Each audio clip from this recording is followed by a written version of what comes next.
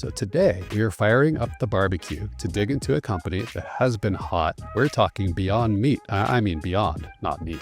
Beyond Meat has officially rebranded. They are no longer Beyond Meat, they are Beyond. Across the board, meat alternatives have hit a wall. So again, this isn't really just about Beyond, it's about kind of the entire category where, growth is slowed, prices are high, public trust is shaky. They built their brand on that burger, right? That grillable experience, it tastes like a burger, blah, blah, blah. So now to kind of expand their menu options of what they have in Beyond, it's going to be really hard for them to increase their growth program and strategy while they're going through this pivot. Welcome to We Fixed It. You're welcome. The show where we take over companies, you come along for the ride, and we try to put them back better than we found them. Welcome back to We Fixed It. You're welcome. Melissa, Kadira, our fixes must be working. We've had a lot of new listeners. For those just tuning in, this is the podcast where we take a look at what companies are doing and say, huh, or sometimes, huh? Then we put ourselves in charge, give them a bunch of fixes, and hand the company right back. Every episode puts us to the test. How will we even fix this one? We don't know.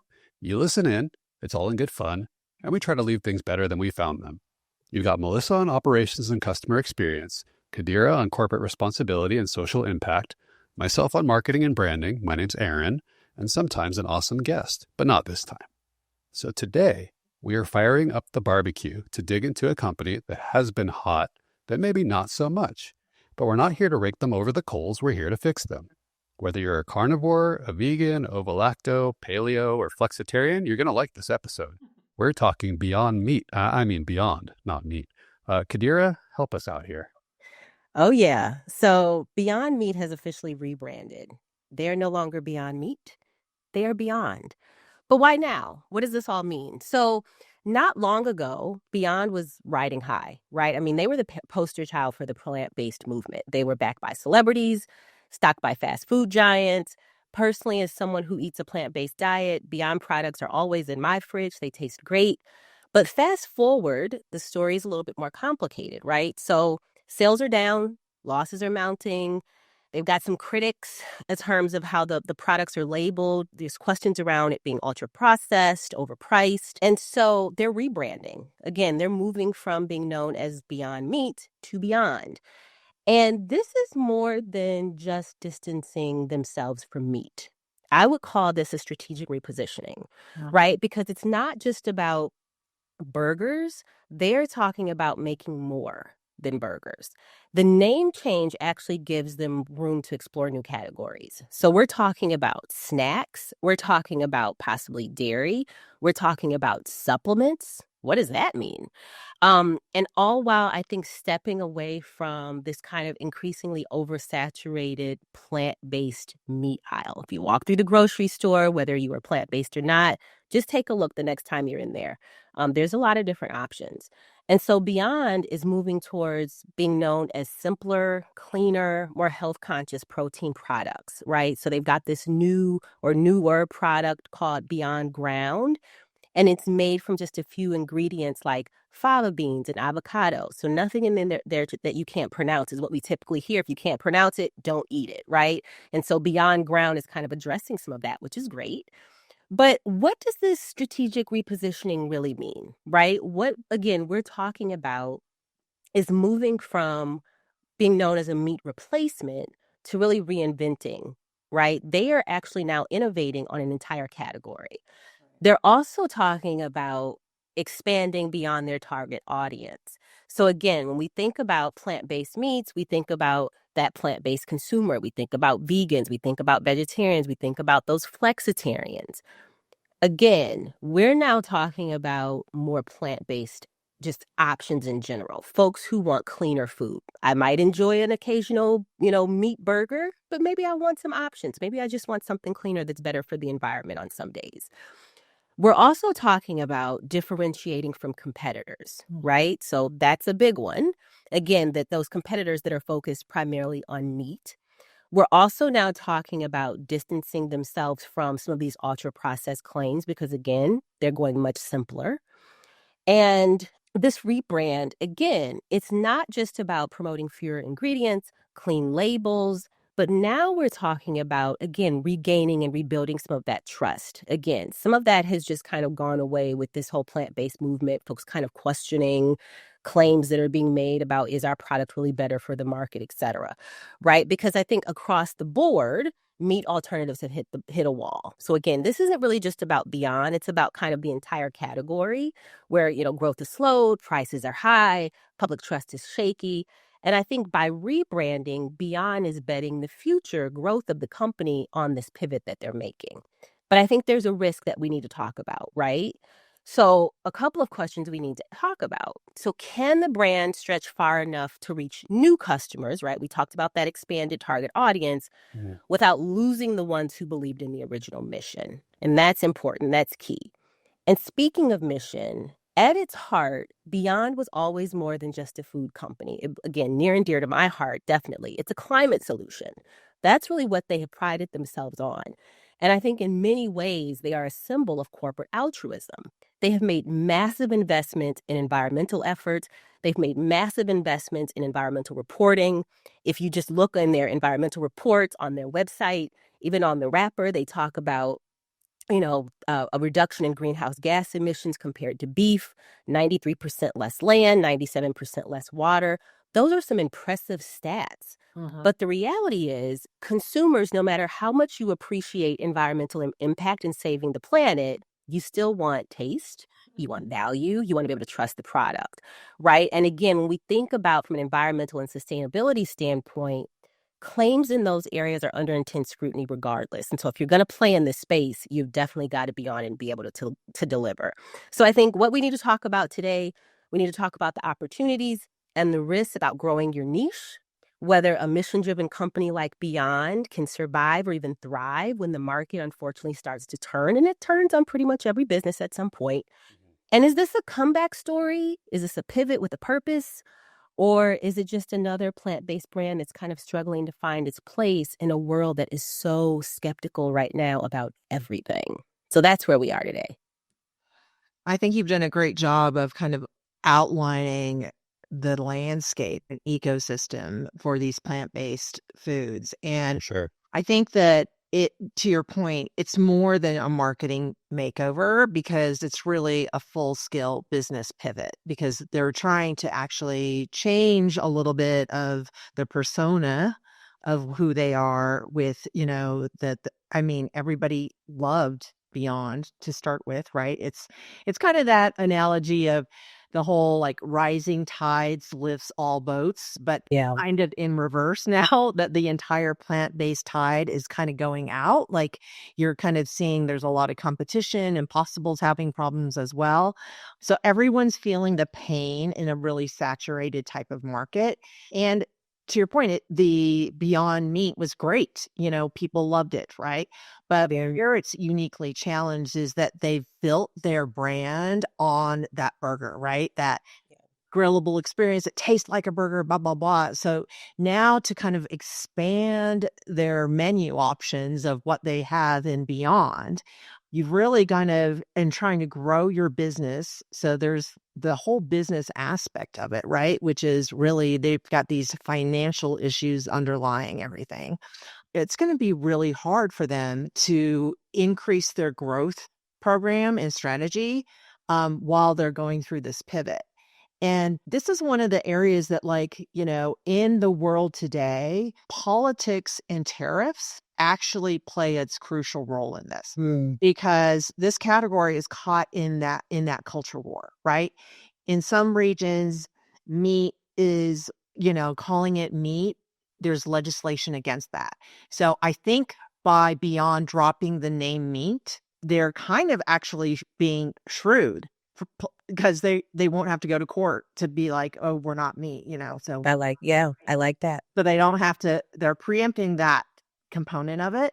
Yeah. But when they're looking at like going into the fava beans and the avocados to create Beyond what is called ground now, those are all supplies that are coming from other places, right? And so if that is the case, are people going to be willing to pay so much more for something, right? And maybe they will. I mean, we've seen that with a lot of other brands, but again, do you raise the prices for consumers when you're rebranding and trying to grow? Or how do you absorb that cost? Because otherwise you're going to deepen your losses. So, they're really in kind of, to your point, a very critical, they're in a really critical intersection between their business, their brand, and what they're going to be sharing, in terms of a strategy for the future and the customer, right? Like, I think, to your point, it's a pretty saturated market. Everybody, Yeah. So. Well, look, they accomplished a lot. They're founded in 2009. Marketing, people don't know this. Marketing's hard. Is it really? It actually is. Yeah. And creating a category, well, two things. Creating a category is incredibly hard. And training, I always say the hardest thing in marketing is training people out of something they already know or they already do. So reversing a behavior or training into a new behavior is really hard. They did it. They created a category, from a company founded in 2009. There were already, if you're a vegetarian, flexitarian, there were options. So there's Garden Burgers and Morningstar Farms, which is still a dominant player in this plant-based space. But they said, you know what, that's not good enough. We want to make this meat alternative and substitute that reasonably tastes like a facsimile of meat, and you're going to like it better. And they got their, together with Impossible, they did a really good job of getting into restaurants and the mass distribution that way, created a category. Part of the problem that we're seeing, I saw this great quote from The Street, an article that came out, is what they're calling the frozen yogurt store effect, where if you live in a city or town without one of those self-serve frozen yogurt stores where you can go add your own toppings, and it's great for that business. So people line up out the door and frozen yogurt for days, can't get enough of it. If a second store competitor opens up down the street, there's not enough customer base to support both. And so that's what we're seeing from a market perspective is you had Beyond and Impossible came out a few years later, but they own their processes, but there's no real IP behind their ingredients or their formulations that I understand to be. So that's why you see Morningstar Farms doubling down and say, I think theirs is called Incognito. So ours is our meat facsimile. And then you've got store brands and things like that are just causing market saturation, consumer confusion. So it's not that, Beyond spent what they had to spend to create the category, but they also opened it up to a lot of other players. And that's part of what they kickstarted the beginning of their own, I won't say demise, we haven't seen that yet, but they got us to the situation that they're in now. I wonder if they need to do, like you said, marketing is hard. So I'm not going to pretend I'm a marketing specialist here. But, when they're talking about Qadira, they're talking about like pivoting from like, I don't know what's in this burger that makes it so good, right? I don't know what's in this Beyond burger that makes it taste so good to, this is a more clean, plant-based substitute. If they lean into that and Aaron, like change their marketing from deception, which was you can't tell the difference between a real burger and our burger, to the message is more about transparency, saying like, try this plant-based, like discover this simple, clean protein that works for your lifestyle, like, right? And they're going to be having all these different categories of food. So like maybe a shift in how they're doing that, but then, what's it going to say to the people that have been loyal customers for years? I don't know, but I think that they're going to have to go back to like the old school stuff, right? Like trial, like at the grocery store at Costco where you're tasting it and, like getting people to like actually kind of build up kind of that we've all talked about that recently, the viral like content of it, like working with wellness influencers online, getting fitness centers involved, health food bloggers, the plant-based newspaper, all the things. Yeah. Try to kind of, enhance what their rebrand looks like with a lot of polish and like with a lot of intention, and really focus on that transparency piece, because I think that that also addresses the like, what's in here? Like, what makes it taste so good? Like, it can't taste this good, and that's not true. It can, but I think that's going to be really important. And then, like, building loyalty has to be on functionality and trust, not just taste. Yeah. So it has to be consistent. And the problem with, like, having fewer ingredients that you can say is that if something is wrong with one of those ingredients, the flavor is off, right? And so that's, it's a risk going that way, but being transparent about it is that exploring, all the different options. But I do think there are ways in which they can push themselves.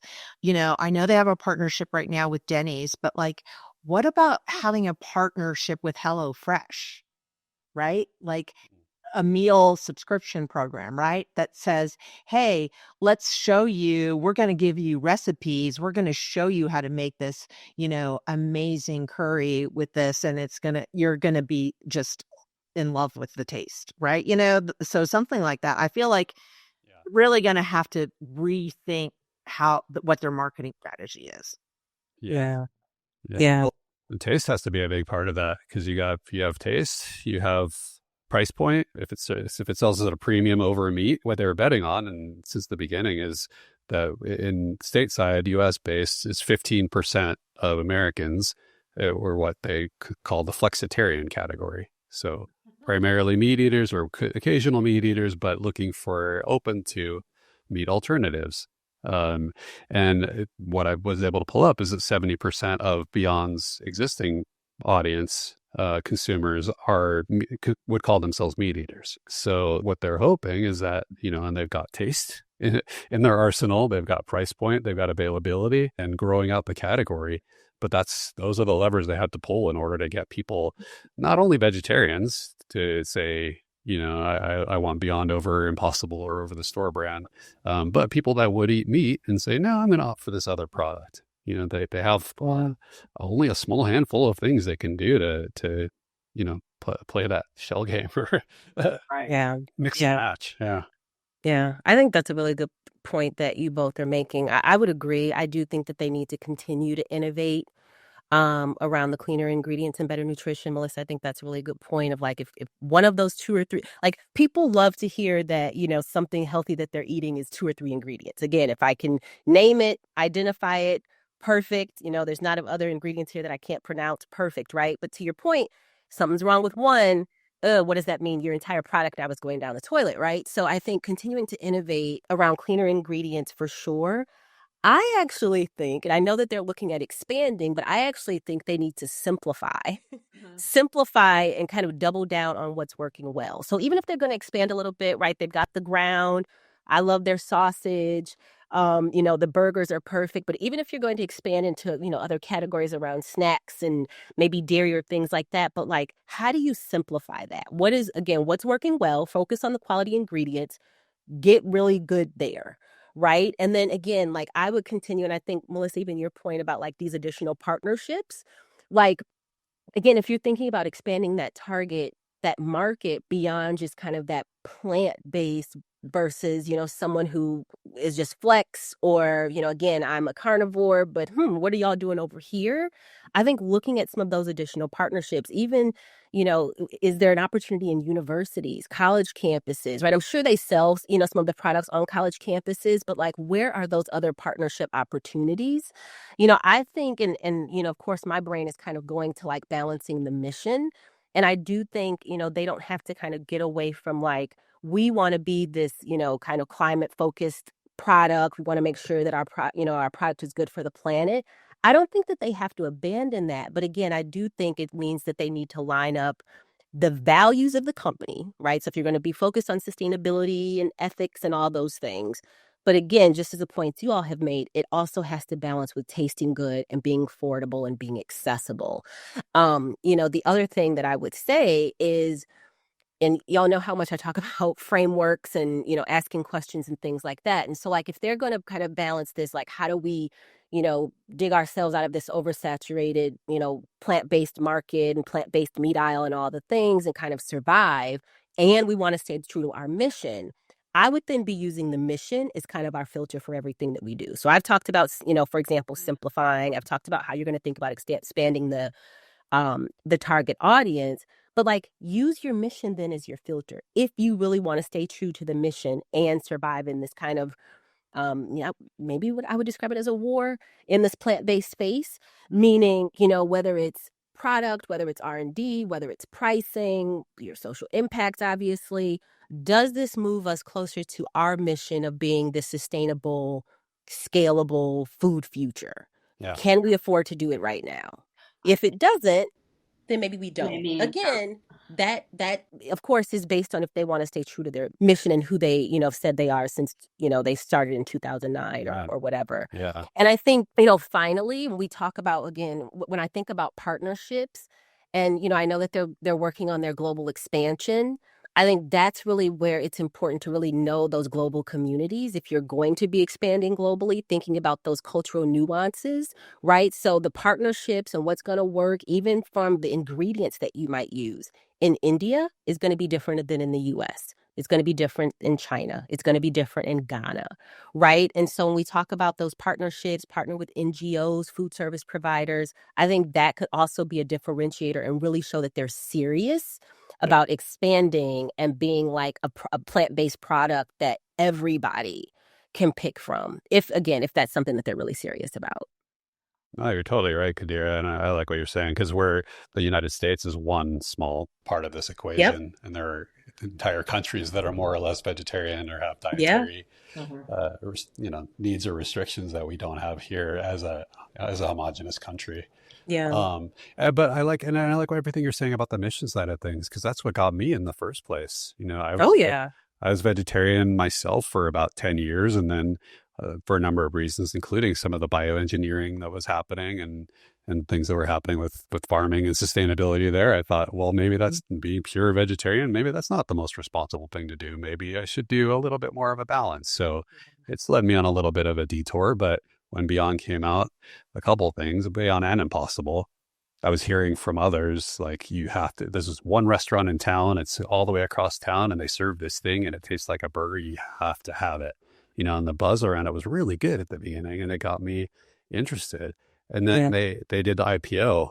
And I remember during the prep that I bought a little bit during the IPO, and I said, okay, this is going to change the world. I'm in. But now it's sitting at a tenth of the value and then what it IPO'd at. So people that are sitting here watching, saying, what are they going to do next? It's not a matter of will they make the perfect next step, but will they do something interesting, and will they reverse course on what's happening? Because they just keep going down a trajectory that no one's happy with right now.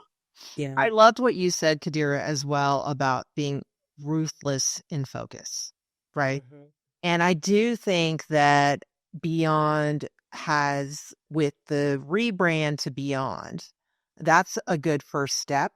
But I think that it would be really, from an operational and a business perspective, I just really don't think that they should be launching Beyond Eggs and Beyond Milk all of anytime soon, because I think what they need to do is not dilute the brand that's already kind of on, like, quicksand, a little bit shaky ground, right?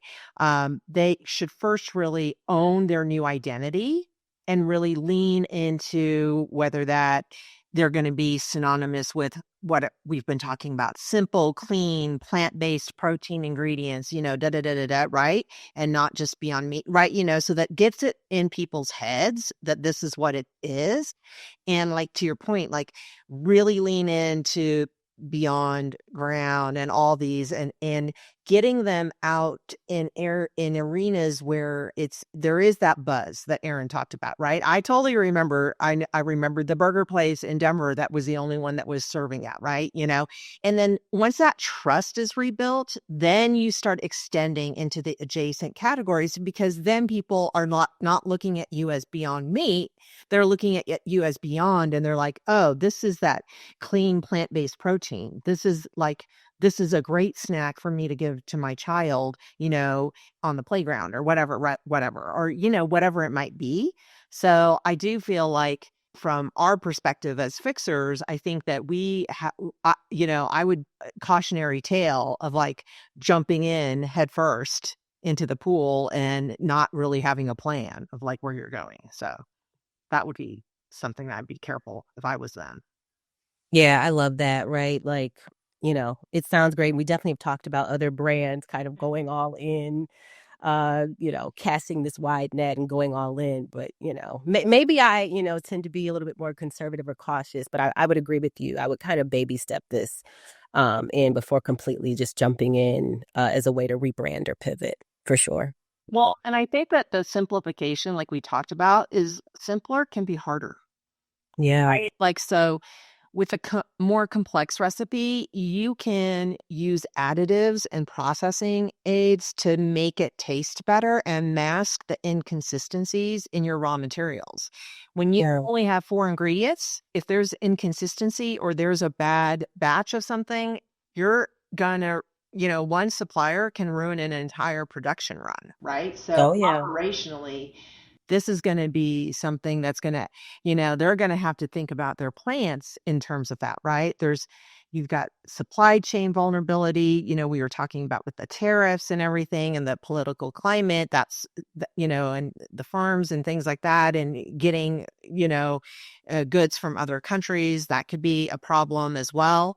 But you're going to have to reformulate all of the things and try to get it as close as possible to whatever you're trying to mimic. So, or maybe you're not going to have it be like, you're going to just say, no, this is a clean protein alternative. Yeah. And we know that it tastes like ground turkey. Right. But it has maybe the same consistency. So you can add it to a vegetarian chili, or you can add it, to a spaghetti sauce or something like that. But from an operational perspective, I just imagine that like their production lines are going to need retooling and retrofitting. Processing is going to be much more, require new equipment and QA processes, and so there's going to be a bunch of change management also for the teams that are actually providing all of this out to wherever they're going to send it to. But you know what? If they can do this well, and obviously that's the whole point, it actually helps to strengthen their mission that much more. Right? Stay with me, right? Because, when they talk about the impacts to the environment and they report on those types of things in their environmental report and they're telling the sustainability story, I mean, supply chain improvements and that ingredient quality and product innovation, that's part of their mission and their story right there. Right. So like if they actually can do what you're talking about, Melissa, which I love, if they can figure that out and do it well, and again, baby step into it. Don't come out the gate trying to do everything, and definitely don't come out the gate trying to make all of these claims that you can't live into. Mm-hmm. But if they can figure that piece out, their mission actually skyrockets off the charts. Mm-hmm. And again, that can help them be a differentiator from their competitors. So I am not mad at that actually at all. Even when we talk about where they're going to need to do these operational cuts and things like that. Again, it depends on where they're doing it. Again, not in the areas necessarily that we talked about, because again, that's going to impact their mission. But if they can figure out how to pivot, but still enhance the environmental impact that they're having, that's a game changer right there. So I'm not mad at, maybe some of the lean processes that they're, potentially going to embark on, because going lean actually might mean, being more sustainable, et cetera. Again, all the things that they've been talking about since the beginning of time with this company. Uh-huh. Yeah. Well, they're going to have to figure it out somehow, because we talked about strategic partnerships as part of their regrowth strategy. But the frustrating thing is they had those strategic partnerships. They had anything, an upstart brand could dream of. So they were in McDonald's with the horribly named McPlant, but it didn't go well. And some locations sold 2 to 3 a day. They I don't know if they still are, but they were in Starbucks, with the breakfast sandwiches and the sausage patties. They were in KFC. They got plant-based KFC nuggets. So they were put on a huge spotlight stage. And one by one, like I said, Starbucks may still be around, but those huge high visibility partnerships are gone, a lot of them. So as you go back to basics or refocus or think about what happens next, how do you win back not just consumer trust, but market trust that no, we're doing it right this time. This is for real. I think you have to be very, very careful about who your partners are. Yeah. Oh, yeah. I'm just saying that, you name some people that KFC, really? Like, that's who you're going to go to? Like, why aren't you at Sweet Greens, right? Like, Chipotle actually does have their sofrito or whatever thing. But I think you have to think about who you're, that's what I'm saying is I feel like they need to pivot who their partners are too. Because I think that I'm not going to McDonald's for a McPlant. You're going for a Big Mac or you know what I mean? And Right. And I want those I don't know what part of the chicken it is, chicken nuggets. That's fine. I want 10 of them, right? So I wonder if they need to pivot about who their partners are, because there's plenty of fast food out there. But if you think about it, they could be part of a place where you go, like the Sweet Greens kind of place, or, where you're looking for alternative protein for your salads or a wrap, I feel like there's places that, even a Subway or even, somewhere where it's eat fresh, it makes it feel more what their mission is, Kadira. I would say is our mission what McDonald's mission is? I don't think so. Right. So I just feel like that was, this is also a chance for them to kind of find that partner that's really going to lift them and really kind of, help embody everything that they're all about. Because I don't feel like, I feel like, yes, you want to get out there. Of course, the more opportunities you have to sell your product, but it doesn't necessarily mean you're going to sell more. Like McPlant, you're not going to sell more there, right? And so I feel like there's an opportunity for them. Like I said, so many people are doing these home meal delivery services, right? They could partner with so many of those, right? That would be, to me, I think that, and that's an easy check. I want Beyond. Don't send me a chicken breast. Send me Beyond, right? Yeah. And send me the recipes, have it already cut up, have it all tasting good, spices, everything. And so all of a sudden you're getting people habituated towards, this is the option that I want. And so they'll be starting to look for it at, partner restaurants or doing a pop-up, I think that there's a way that customers today want to be, we're talking about all different types of things. They always want, it's always about that feeling of you don't FOMO, you don't want to lose out, right? Yeah. So how to make a viral moment of it, right? Beyond, do you know what Beyond is? Do you know where the Beyond pop-up is? Oh my God, you need to try these kebabs, all the things. Yeah. And really, but have it be something where it makes sense, at a farmer's market versus a fast food. Yeah. I don't know. Yeah. I don't know if that's enough though. Right. Because on menus, you go to restaurants, even in, little county cafes, and instead of the house-made patty or the garden burger that used to be on menus, they have a Beyond or an Impossible. So I don't know. I don't know if that's enough. I hate to say it, but I think we'd be looking at a global meat shortage or an E. coli outbreak or something where people just say, well, that's not good anymore. What else can we be eating? And I don't wish any catastrophe on anybody, but I think it would take, a monumental disaster style event to create a more viable category opportunity, let alone a Beyond opportunity. That's just where my head's at on it. Yeah. And I think, Melissa, though, to your point, though, about, some of the partnerships, I think, and again, not, sitting at the table with the Beyond team or any of the plant-based teams, but I think obviously what they're trying to do is okay, one, if I'm plant-based, but maybe all these years ago, I remember what that delicious McDonald's burger tasted like. Okay, I can get close enough right on the menu. Or if I'm with my friends and everybody else is eating burgers or chicken, I at least have an option. on that menu. But I think what you're saying, the bigger point that I'm walking away from is sometimes your mission and what you stand for can actually in some ways become a little bit of a liability to you, because folks do start asking these types of questions, right? It almost seems like a contradiction, right? If you're so health focused and, it's a healthier, greener option, then why would I be going to fast food restaurants anyway? And so, I think that that's a really good point that, they probably do need to be thinking about as they're thinking about expanding into partnerships and again, going global and all those things. What I always advise, when I'm working with companies is like, think about, this balance of like over promising and under delivering, because that's what's going to get you in trouble with, again, talking about what your mission is and what you stand for and all these things. And then to your point, you show up at a restaurant or, some sort of other partner that just seems to kind of contradict who you are. I think the way that they can, we've talked about this before, the way that they kind of, can kind of back out of this or address this is like, of course, in their messaging, being consistent, being transparent. Why are you here, right? Like, don't make me as the consumer guess why you might be embarking on some of these partnerships. What does this mean other than it's a money grab? Again, especially if you're doubling down on saying you're this mission-driven company that's focused on sustainability and health and being greener and all the things. Okay, so then why are you partnering with, a sugary donut company? Just making that up, using it for an example.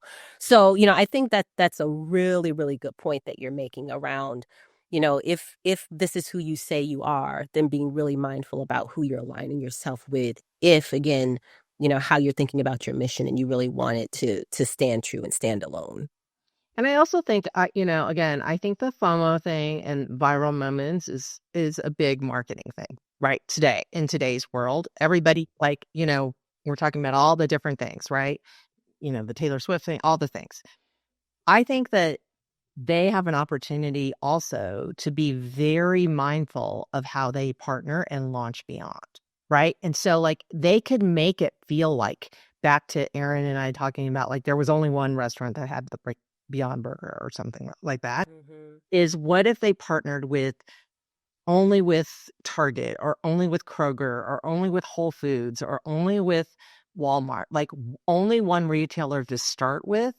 So they had it very specific. So that was like the destination where you had to go to get the Beyond line, and create this buzz that includes dedicated demo days where they're creating foods for you to taste. They also have, it becomes like a destination thing. They have the clean and healthy, protein based, all the things, displays, and kind of get their feet in there and get that buzz going before they kind of do like launching it all over, which feels not intentional. It feels like they're just trying to stay alive, which maybe they are. I don't, I shouldn't, it's easy for me to say this, being kind of a backseat driver, but I do think that, like I said, like, people want to feel like what they're doing is special, right? And that they're part, like, you want to feel like you won the auction, you want to, like, there's like a lot of sale, like clothing sites that do that, where they're like, this is only available for 10 hours. And then it makes you feel like you have to buy it, and you don't really. Yeah. It's just a white t-shirt, that kind of thing. And so I'm talking to myself as a customer. I think like that would kind of be a cool way for them to launch it, and then, really envision like who that partner should be, right? Like, Whole Foods would be a great example, right? Like they were kind of known before Amazon bought them for being like a health store and They're now a lot more, but they also have ability to cook beyond and use it as an ingredient in their buffet style, right? Yeah. Or a pop-up or an in-store, like a built-in cafe type of thing. Yeah. Love it. Melissa, I like everything you're saying. I just think Beyond is doing the opposite of what you're saying. They're dropping the meat and saying, well, now Beyond can still be that. It can be synthetic meat protein, and it could be anything we want it to be. So it's going to be new categories, and it's going to be new foods, and it's, we don't even know what it is yet necessarily. which is, it's confusing, right? It's hard to follow that. You can't be, when you're in a tough financial position, the last thing you can be is everything to everybody, right? You got to figure out who you are. Yeah. Yeah, and I think that Kadira has mentioned this so often about bringing it back, but it's like it seems like they're not clear on their story, Yeah. right? What is the narrative? What are they trying to do? And if it's, it just feels like if they had a little, like they just got a laser focus, man. And then I love the idea because I think that this is something that people want in this category, especially. And I think not just in this category, in all foods category, but that transparency of like the simplify. I love what you said. If you can't pronounce it, then don't eat it kind of thing. I love that, right? That have it set, have their mission be. It'll be 6 ingredients or less, right? Great. Yep. Yeah. All right. Well, I can't believe it, but it's time to fix this one. We made a mess. Let's clean it up. So let's pull the threads back together. So we are going to walk up to Beyond's door, knock, and hand them a paper. The paper is going to say, hey, Beyond, stick to your category. Start building it back better, focusing on your mission. When you look at partnerships, look at strategic partnerships and who really aligns with what your mission and what you set out to do. Don't just jump on an opportunity because it's an opportunity. You did that already. And look at maybe choosing one, whether it's Whole Foods or one partner that really sticks with you and reintroduces consumers, and that's your proving ground. And then you build back up from there. Maybe look at meal kits and home delivery and less what you might consider traditional options to retrain or regrow your consumer base and to grow preference. And once you've proven out your category that you originated and you established, then you look at going beyond those things, but start with there and start building back. Are we, Melissa, if we do that, or what do you think? I think they have a really good chance because I think that this is the kind of focus that they need in this category. And I think that the others are still trying to mimic meat, but they can really actually lean into this protein plant-based diet and an ingredient and actually show the world all the possibilities. So I love it. I think, but I do feel like they need to pivot from the scattershot product launch approach. And I think you got to close in, focus. Yeah. Kadira, what do you say? Yeah, absolutely. I'm biased. I do love Beyond products, for sure. And so I definitely am rooting for them and want them, to win. I think that they are definitely in this trust rebuilding moment as they rebrand. That's not a bad thing. I think people do still believe very much in this brand. Again, they were a leader, if not kind of developed the category. So they've got that credibility from early in leadership, again, the environmental impact that they were having. The thing that I would add, again, just from, thinking about them as this mission-driven company, is just make sure that their values line up with the value that they're bringing to the customer, and just making sure that the mission doesn't outpace or get in the way of the product execution, right? So again, yes, we're all about saving the planet. We're all about, helping the environment. But again, if no one's buying our product because, again, it's not delivering on those, that quality, taste, ingredients, all the things, then we're going to have a harder time being able to invest our profits into our social impact efforts. So that's the only thing that I would add, but I think that we have definitely fixed it. I hear you. Well, I'm going to give you one more that I was thinking about. I'm not the first to say it. So Beyond is going back, maybe not to basics, but they're going more transparency in the ingredients. They're focusing on the ingredients and the simplification and the natural side of things. Impossible Burger or Impossible Foods is going more on the reality simulation, proximity, the indulgent side of it. They're even saying, hey, we might give you a hybrid burger that's half meat with our ingredient. Yeah. So they're making an effort to distance themselves as companies, and trying to they're going to try to outspend each other, I would think, with whatever resources they have left to win consumer preference. As someone who eats both interchangeably, I don't care. Some people do. Some people feel strongly. I don't. I'll buy whatever's in front of me. Why don't they merge? Just create Beyond Impossible, one company, get a primary market share overnight, consumers that have preferences can choose A or B in your product line, but you're going to start simplifying and concentrating on what you do best. And then you have economies of scale. Your price point can come down, and then you can innovate and get into other categories because you have the means to do it, and you've got some stability for a while. And again, not my original idea. People have been kind of sitting on the sidelines saying, "Why don't we do that?" But I think it's time. Why don't they do that? We'll see. I don't know. Well, we'll see what happens from How is here. it possible to get them in a room together? Let's do it. Yeah, let's mediate. I love that. Well, that's going to do it for this episode of We Fixed It, You're Welcome. Like every time we talk about food, my stomach's growling. I know. So this time we took you beyond meat, hopefully beyond expectations of what we can do. If you like our fixes, give us a shout, wefixitpod.com. If you think we got it wrong, keep it to yourself. No, just kidding. We still want to hear from you, wefixitpod.com. And companies, keep doing what you do. You keep us very busy. We're going to go cook up another episode, so we will see you next time. We hope you enjoyed this episode of We Fixed It, You're Welcome. We go into every episode somewhat cold, and nothing we say should be construed as legal advice, financial advice, or anything that would get us in trouble. All trademarks, IP, and brand elements remain property of their respective owners.